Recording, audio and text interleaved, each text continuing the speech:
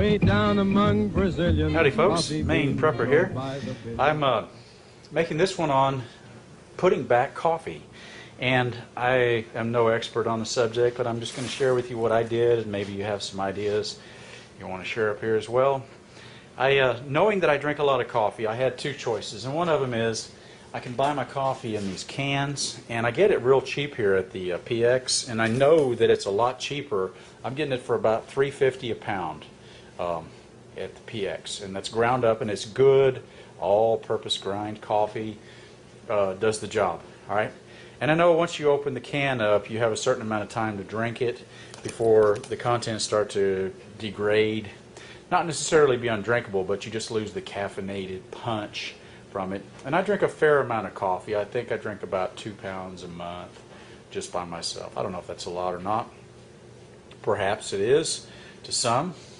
And at $3.50 a pound, I know that eventually I'll start to run out of coffee. And I started thinking of what are some other options out there. And I got an idea on green coffee beans.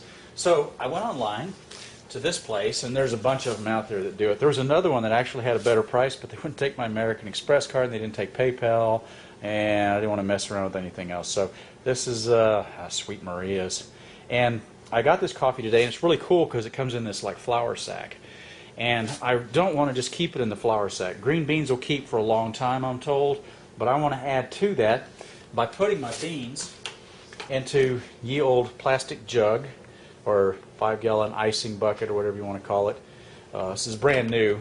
I got tired of messing around on Craigslist and going and asking for icing buckets. I started getting a little bit of a pile of food here that needed to be stored, and I was not getting an inflow of used icing buckets.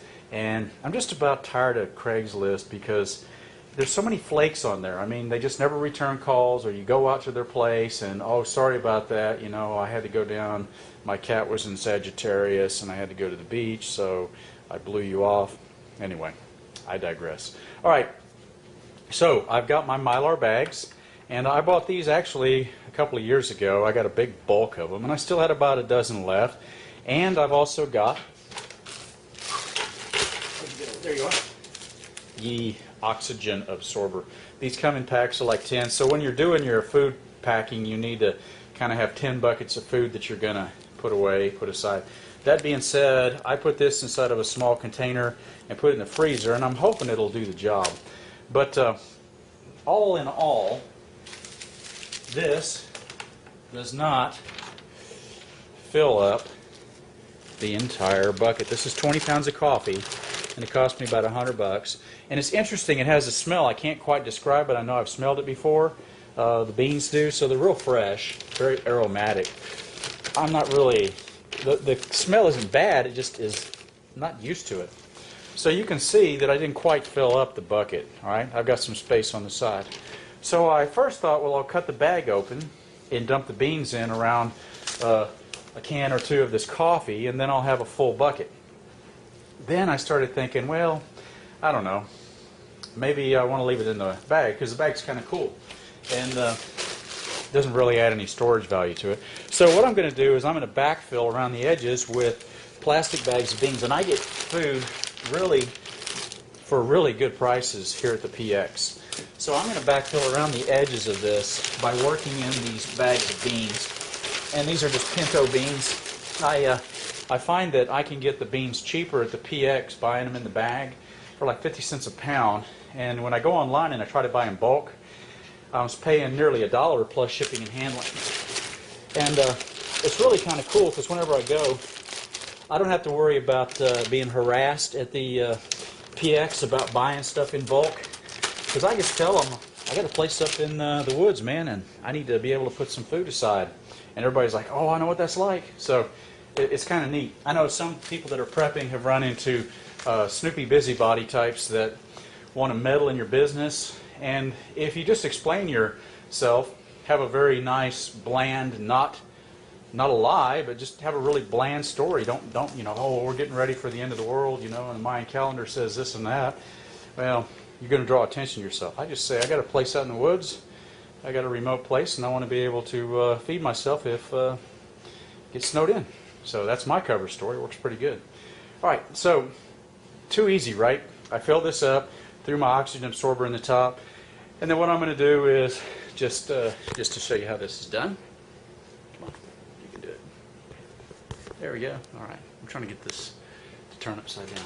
Okay, all I do is I fold over, I press out all the air that I can, and then fold and fold and fold and fold and fold, and then I back fold. Then I take got a piece of wood here. You can use an aluminum level. I've seen someone do that. That was really cool. I just take this piece of wood and I have an iron. I don't have it turned on right now, but just to show you, because I'm going to actually seal this up after I turn the camera off. But I just take my iron and I iron until this part is sealed. And right over here I leave about 3 or 4 inches open. And with this in place, I can then fold in, and squeeze out the last little bit of air. And then I take the last piece, which has to be sealed. Stick my little piece of wood under there. And take my iron and iron that shut. Now, of course, as I said earlier, it's not turned on. Now, when I'm done with that, I take my bucket lid and I put the bucket lid on, hammer it down in place, and set it aside. So, anyway, just a thought. Think about it if you are putting stuff aside and and God forbid you smoke, but if you do smoke or you chew tobacco or whatever, I know if you were with me and you were a smoker, I wouldn't want you to smoke, but I also wouldn't want you to be going to cold turkey in the middle of a WROL situation. That's really not the best plan.